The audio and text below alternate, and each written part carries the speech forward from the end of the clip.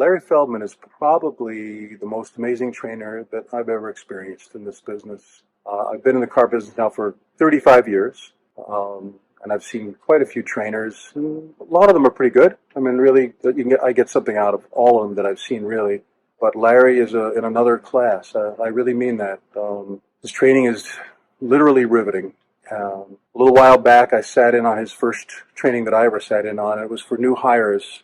I still remember, I'll never forget it. About 25 people in the room who'd never sold cars before. And he started to do his training. And after 2 hours, I was in the back of the room and I raised my hand meekly and Larry stopped what he was doing and said, yes. And I said, maybe we should take a break. And literally, I'll never forget it. All 25 people turned around, looked at me and went, well, okay. And they turned back to Larry. And Larry looked at me and goes, okay.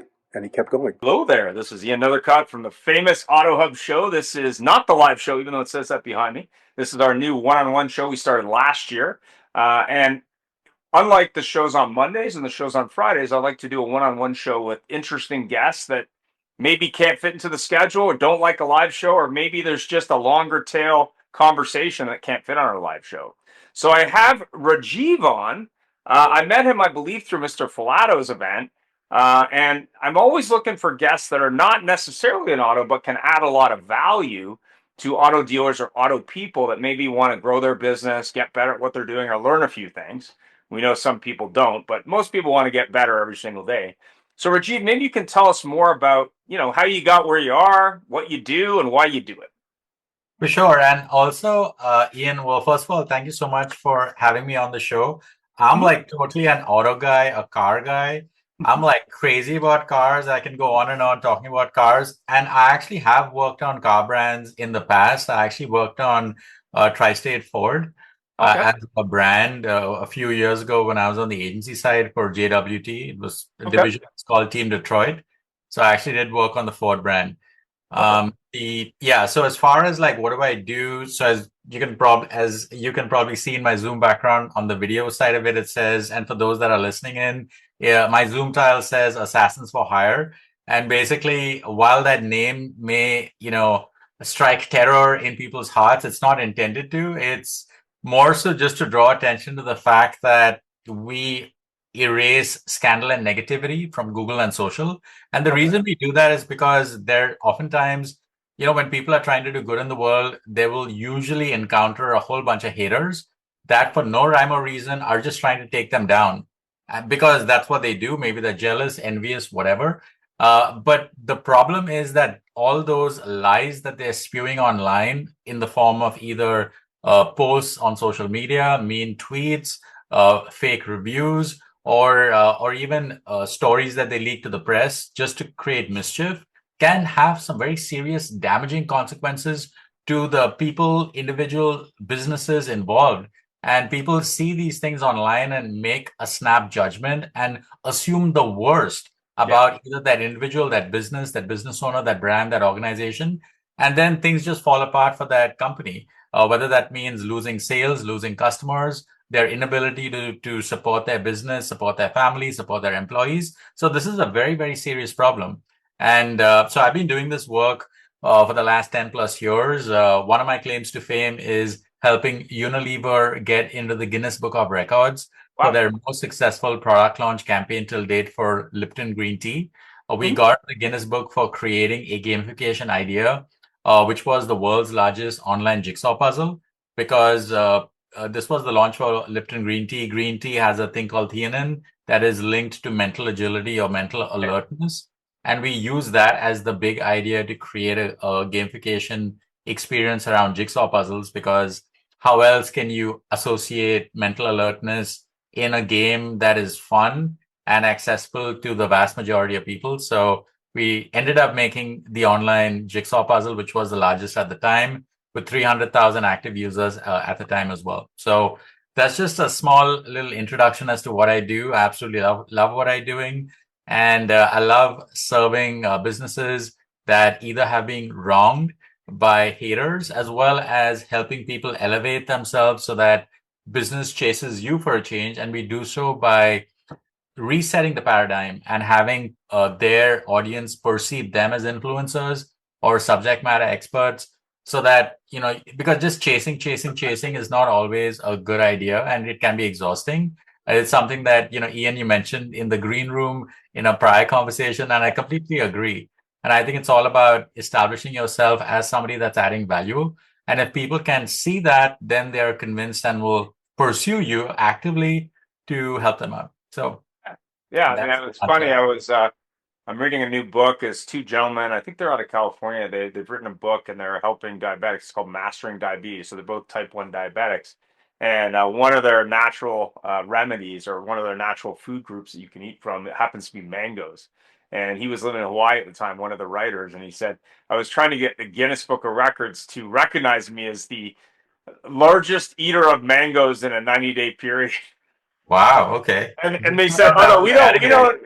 we don't do that. We don't do like massive food eating. Like that's not our game." And I thought that was kind of interesting. But yeah, these guys were. It's a great book if you're diabetic. It's called Mastering Diabetes. But it was interesting because they took it upon themselves to not only help diabetics but also figure out what they could do naturally to help themselves in their life. So it's really really interesting. But as you look at businesses, and I know car dealers have. I don't know, probably not the best rating of a profession in the world. And I know this being 25 years ago, I started as a car salesman. I had multiple people tell me, "Oh, what are you doing? That's a bad idea." But obviously, car dealers also have situations where maybe a customer feels they were mistreated, or I've even seen cases where customers will park their car they bought because they think it's a lemon in front of a brand or a dealer and say like, "You got to buy it back for me" and stuff. What's your experience been working for businesses, whether it be auto or other, where maybe they have, a bad experience with a customer and the customer just goes off the cliff and goes, "Hey, like, I'm going to take you down."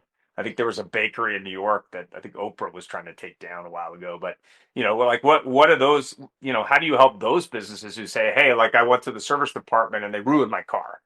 Like it doesn't work now," or whatever. Like, how do you Yeah, that's a great question. And I got to say that I previously was a car owner, and I've seen a diverse spectrum of various car brands, and a lot of them have a huge focus on customer experience and customer, especially in the after sales department, when you get yeah, your car serviced, oil changes, tire rotations, that sort of thing. And yeah, I've seen the experience.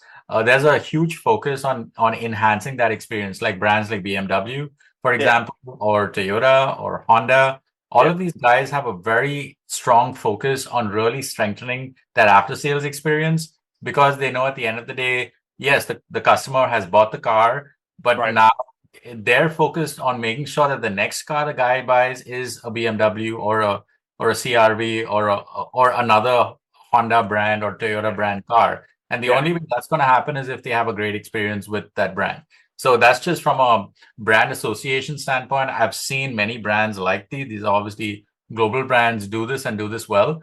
I will say, to answer your question more directly, the first thing that I always recommend for brands and businesses to do is to take ownership, is to don't remain silent. Just address the customer's query by, first of all, acknowledging that they maybe had a bad experience, taking some responsibility, assuming that the review being posted is an actual customer that Right. actually did business with that specific brand. And the reason I'm saying this is because 50% of reviews that you see online you cannot trust, because the person that's reviewing the business is reviewing the wrong business. And that's why the business has to obviously first check if that review is actually a bona fide customer of that specific business or that specific brand. So that's the first thing that they need to do. And obviously be very upfront in their communication by answering that review, by either clarifying to the reviewer that either I don't think you're our customer, or maybe this, you had a bad experience with another car dealership, not us, whatever Yeah. that case is, that's one part of it. But assuming that the review is accurate from the standpoint of that customer is their customer and they did have a bad experience, then they should reach out to them by inquiring as to the specifics of what that was. Because Right. the main thing that triggers most customers is they had a bad experience, they have the impression that the business doesn't care and the business is just out to get their money. So once you can allay those fears and tell them that you care, tell them that you give a damn, Tell them that you are genuinely interested in ensuring that the next time they do business with you, it'll be a better experience. Those steps are taken very seriously by customers, and there's a great way of working it out and making it right. Because if they decide to hire, let's say, a reputation company like me to get that review deleted, sure, we can get it deleted. But the point is, it's going to cost them a lot more to hire me to get it deleted than it would be to kind of sort it out with the customer. Because again, just to talk numbers, sure, can we get reviews deleted? Yes, we do this all day long. We're very good at it. We have a 98% success rate in getting reviews deleted. But it's going to cost you like 2,000 to get a review deleted. And yes, reviews are important because people look at reviews, make snap judgments, and then if you have a bad review, you could lose like 50,000 a year in lost revenue per lost customer. So it's a serious thing. So obviously you got to take reviews seriously. But that being said, you could totally work it out with the customer by just offering him like, okay, I'll give you a free oil change. Here's a voucher. It'll cost the business, I don't know, maybe $50, $25 even. But the point is, like, if you're thinking strategically, you can in fact even convert that irate, angry customer into an advocate, a champion even, because now they're touched that you really care and you've done so much to make it right for them. Maybe just take them out to lunch or something small but really meaningful. Tell them that you care. Be human about it. And those things actually go a long way because, again, obviously, I'm not here to say don't use my service, but please, I mean, that's what I'm in business for, so that people use my service. But again, from a long-term strategy, it behooves the business to show the customer that they care, to show the customer that they're very on as far as looking at reviews, that the reviews matter, and the fact that they respond to the review quickly and make every attempt to reach out to the customer with all available communication channels, including phone call, text, email, the standard ways, to let the customer know that they're actively trying to get their attention and make this right. So that's what I would recommend to your listeners who may be car dealerships or repair shops or aftermarket customization. Because I've done it all. Like I said, I'm a big car guy, gearhead, and I just love this stuff. So what about that business? And I always use Yelp as an example because I used to do a lot of traveling when I worked for Nissan. And we'd go to different cities and you'd be looking for a restaurant, there'd be like these Yelp reviews. So it'd be like, let's just say 500 reviews and some were bad, but most were good. So that to me was always a good, gauge of a good restaurant, because if they have no reviews, you don't know. But if they have a few, who knows? But if they have a lot and a percentage are bad, it's probably just sort of going to get shaken out in the wash. What about that business who says, hey, like, yeah, 99% of my reviews are great, but I have the one or two that are not great. Like, what do you advise those kind of businesses? Like, what do you think there? Yeah, that's a great question, Ian. And the thing is, it's almost the same response where, first of all, you have to assess if that is your customer to begin with. Because like I said, 50% of the reviews you see online, the customer is reviewing or blasting the wrong business. So you obviously always want to check if that is actually your customer or not. And also, if it's a multi-branch business, you got to check if that's a customer of your specific branch. So those are like two things that you have to ensure from an accuracy standpoint. Assuming it is an actual customer that is reviewing the correct branch and the correct business, then of course you need to identify as to you need to get into the details as to when that was, to understand if there was actually some service related issue or outage at that time. Like maybe it was like rush hour, maybe it was like Christmas Eve, or I don't know, 4th of July or something. Maybe it was that they had a hurricane the day before. I don't know, right? So the point is, you need to understand the context as to what was happening at that time and see as to if that was an outlier. And then obviously reach out to the customer to let them know that, okay, thank you for your comment. We're sorry you had a bad experience, but please understand that this is not our usual thing. Usually most people love our experience, and it just so happened that when you came, our maitre d' was like out, our head chef was out sick or whatever, whatever the reason is or was, you kind of just want to let them know that was the case, because it's really important that customers feel heard and customers feel that the business cares. If anyone wants a takeaway from this conversation, it's that. Let the customer know that you care. And you need to be upfront and overt and even explicit in letting them know that you care, because if people have the impression that you don't, they will then badmouth you behind your back and you may see a dip in either walk-ins, loyalty, frequency of purchase, referrals, that sort of thing.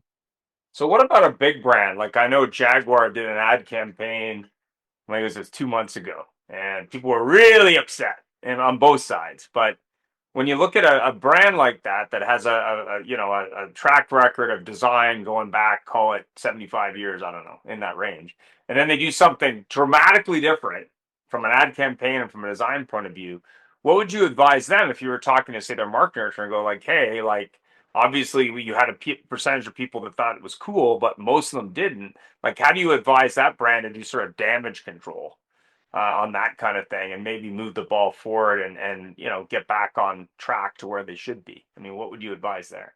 Yeah, so I mean, I haven't seen the ad campaign, so obviously can't comment on specifics, but just based on what you're telling me, it seems to be maybe similar to what happened with Budweiser, where they went a certain direction thinking that it was like progressive, but turned out to be the bad idea.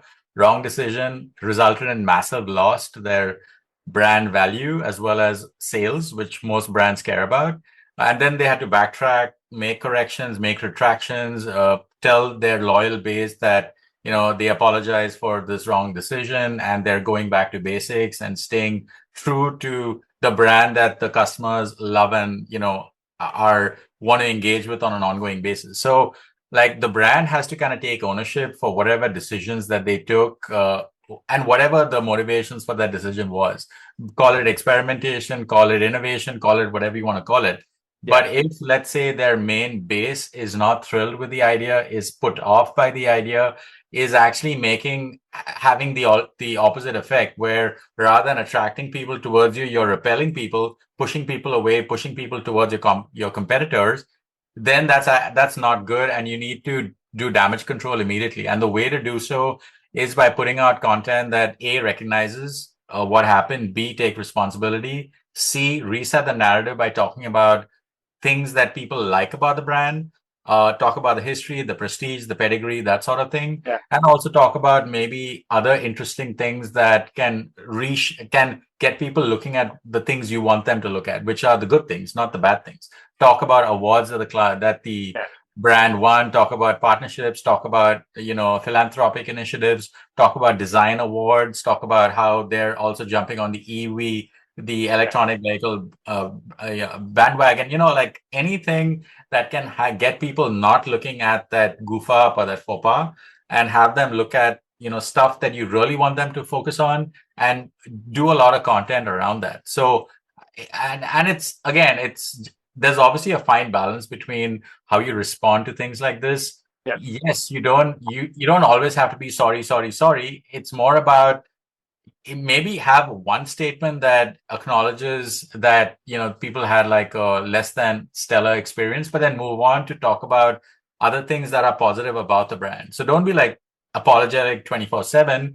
Maybe you can be apologetic once, but then the rest of it should be talking about the positive attributes of the brand, what it stands for, future plans, and how they are very they listen to the community, listen to the users, very active forums, that sort of thing. So when they are using those kind of insights, you then have a recipe of doing something great, which, at the end of the day, people are humans and they care about the fact that you're listening to them and taking their comments into consideration. And when you let them know that you're doing that as part of your main ongoing strategy, it's something that you can kind of win them back, because for the same reason that you cheese them off, you can win them back as well. And just kind of maybe double down on the fact that you're really wanting to engage them more, maybe do a focus group or something like that, and reveal, small results of that focus group, and let people know that this focus group is going to be influencing future strategy. And maybe those strategies are either design strategies, communication strategies, after sales strategies, or, anything that customers care about, because it has to be relevant to customers, because if it's not relevant, then you're just losing people. Fair enough. So what about that business or company that says, listen, I got this big problem. How quickly can you clean it up? Like I got these person lighting me up every day. I got they're piling on social media. They're showing up in front of my business. They're on the local media. Like how do I get rid of these people? Like how do I? problem. Yeah, so the thing is that this is kind of like what I call the classic two-pronged attack, where you're gonna fix it by get rid of the bad and promote the good. So it's similar to what I just said about your question relating to Jaguar. So one thing is talk about, reset the narrative, create some positive content around your brand and your property. Start putting that out. You do whatever you have to do to get into a news cycle, maybe align with a celebrity or athlete or someone interesting like that that's going to get the eyeballs and the people excited in the media. Say something interesting. My number one thing is don't be boring. Say something interesting, stand out, be bold, even brash if needed, to kind of get to cut through the clutter and have people talking about you. So that's one thing, as far as get them looking at what you want them to look at. So that's part one. Part two, and parallel path, is to eliminate all the bad stuff that the haters are talking about. So that's the part that, a reputation company like the one that I'm in would do by deleting all that content everywhere, from the internet, from Google, from social, from press outlets, from social media, from blogs, from forums, from all those places. That's what we would do from a damage control standpoint, as well as help the brand create positive content to ensure that, because, like, for example, not that I'm trying to pitch my business here, but we have a, like, Bazooka as a service that deletes, harmful or offensive content. We have another service called Force Field. Force Field is about preventing future threats on Google. So by using that strategy, you can actually prevent or mitigate any kind of future crisis, to the extent of, even if the crisis happens, it won't show up on Google page one. It might show up on page 2 or page 3, but not on page 1. So page 1 is like the holy grail of you wanting it to be pristine. That's like your digital face. So you don't want to show up with mud on your face, right? So the point is, you just want to make sure your face is clean and your page 1 is clean. And that's something that we're helping clients to achieve, that kind of outcome, not just once, but on an ongoing basis. So that's more protect them over time versus that you're getting a hot call saying, I need this gone today, kind of thing. Yeah, so we can do both. So the point is, we can get rid of the problem today, while also putting a strategy together so that that problem does not happen in the future. Okay, fair enough. So what's the service cost? What kind of businesses do you work with? How do they find out about you? Obviously, there's some stuff on your background they can figure out, but how, what does that cost for a business? Like, what kind of businesses are your kind of ideal client? Yeah. So basically, I mean, that's a great question, Ian. So the clients are, if you can pardon a little humor here, I say my clients are millionaires and billionaires that do dumb shit. So that's like one subsection of the clients. But obviously, the millionaires and billionaires are not millionaires and billionaires because they're stupid. They're actually very intelligent. That's why they're millionaires and billionaires to begin with. But sometimes people around them are doing the dumb shit and lapses of judgment, like maybe a sibling, a relative, or an employee, a partner, or people like that are around them, and unfortunately they then get pulled into a media cycle, news cycle that they absolutely don't want anything to do with. So those are, as far as some of the clients that we work with. We also work with governments and public-facing organizations. Those are some of our clients as well. As far as the price goes, I mean, like I did mention, as a response to the earlier question, getting a review deleted is approximately $2,000 to get it gone from any platform on, like, Google My Business, Yelp, Glassdoor, Trustpilot, etc., including Amazon, Walmart, etc. So getting a review deleted is approximately that. Getting a story deleted, that depends on the level of complexity. And complexity is driven by 4 variables: recency, quantity, source, and topic. So recency means that if it's a 2025 story we're trying to kill, it's going to be a little bit harder to do than a 2001 story. So that's going to drive the price up. Source means, where is the story? Is it on Joe Schmo's blog or is it on New York Times? So the New York Times, story is going to be a little bit harder to kill because it's New York Times, and more so if it's FBI.gov, for example. So those like, for example, the price starts at, $3,000 to get a link deleted from Google. And if it's on New York Times, it's going to be $7,000 or $8,000. If it's FBI.gov or SEC.gov or ICE.gov or any .gov website, it's going to be a lot higher than that, more like $15,000, $20,000. But that also relies greatly on if the client has the documentation that supports his version of events. And that is, in fact, the fact that he is actually innocent, and what's out there is misrepresenting who he is and what actually happened. So long as he has that documentation, we can leverage that and then get it gone from, a variety of places. And sometimes we cannot get it gone because the client actually is guilty. And the only course of action is to then suppress it, which means we got to flood Google with favorable content so that the page one looks clean. Like I said, page one looking clean is like the number one goal for any business, because usually most people don't look past page one. The data tells us that 98% of people online don't look past page one, and 67% of people online don't look past the first 3 links on Google page one. So if your first half of your Google page one is looking clean, you're good for the most part. But if your Google page one has something scathing, like an arrest record or something, yeah, that's definitely not looking good for you, and that needs to be handled immediately. And when getting it gone, does that mean it's permanently gone, or can it pop up later? Well, yes, it's permanently gone, because that's what we do. But the only caveat to that is, if the person, for whatever reason, that story comes back into the news cycle, then that's a fresh case, and obviously not part of the permanently gone outcome, because then we'd have to get it fixed again. Think of it like your house is on fire. The house is on fire, we put the fire out, it's done. But if somebody puts it on fire again, well, them putting it on fire again is not our fault, right? So we got to like put the fire out again, which obviously is a separate fee. So that's I think an easy way to think about it. And obviously, you have a website that'll be below, just so you know. Yeah, it's rsquaremedia.com. You can send a text, the 646-249-3561. It's a cell number. Send me a text.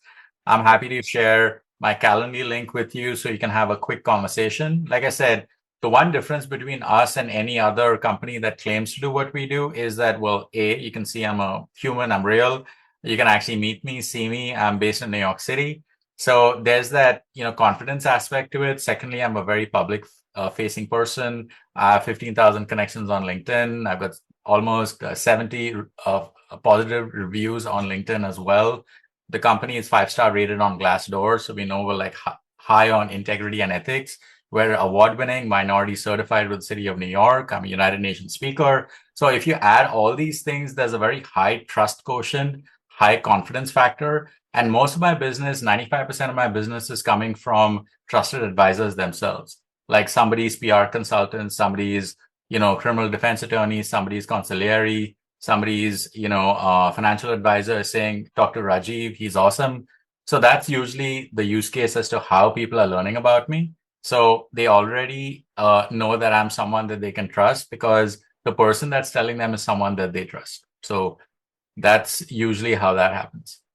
Well, fantastic. Well, thanks for the time today and the information around assassins for hire and not the shooting kind. And have yourself a great rest of your weekend. And obviously, details will be below. Thanks for watching. Have a great day. Thank you. Thank you all, and live long and prosper for my Star Trek friends out there. Absolutely.